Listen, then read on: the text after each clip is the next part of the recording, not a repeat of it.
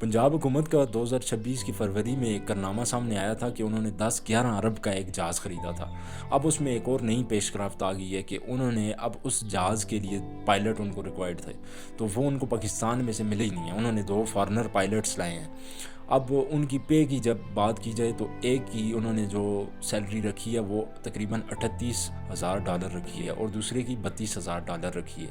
تو یہ تو ان کو سب سے پہلے تو یہ چیز ہے کہ ان سے یہ کوئی پوچھے کہ پاکستان میں آپ کو کوئی پائلٹ نظر نہیں آیا، یا پاکستان میں پائلٹ ہی ختم ہو گئے ہیں؟ پاک فضائیہ ہماری اتنی اچھی ہے لیکن ان کو پائلٹ یہاں سے نہیں ملا۔ اب اسی خبر کی کنفرمیشن کے لیے عظمیٰ بخاری صاحبہ سے رابطہ کیا گیا ایک اینکر کی طرف سے، اور انہوں نے کہا کہ یہ صرف 4 مہینوں کے لیے ہم نے جو ہائرنگ کی ہے وہ ہم نے صرف 4 مہینوں کے لیے کی ہے۔ تو اگر وہ 4 مہینوں کے لیے بھی آپ اگر حساب لگاتے ہیں پائلٹ کا، تو اگر ایک کی $38,000 پے ہے، دوسرے کی 32,000 ہے، تو ان کی بھی جو اگر 4 مہینے کے لیے کیلکولیشن آپ کریں تو وہ تقریباً 7 کروڑ اور 84 لاکھ روپیہ بنتی ہے۔ یہ کوئی چھوٹی سی رقم نہیں ہے۔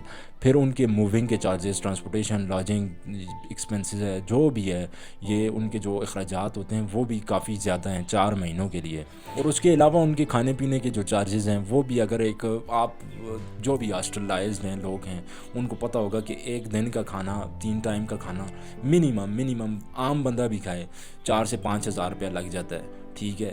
تو یہ فارنر لوگ ہیں، تو فارنرز کے لیے اس طرح کا 5 اسٹار ہوٹلز میں کھانا ہوگا 3 ٹائم کا، اگر وہ منیمم بھی کریں تو 10,000 روپیہ پر ہیڈ، اس کا 10,000 روپیہ خرچہ ہے۔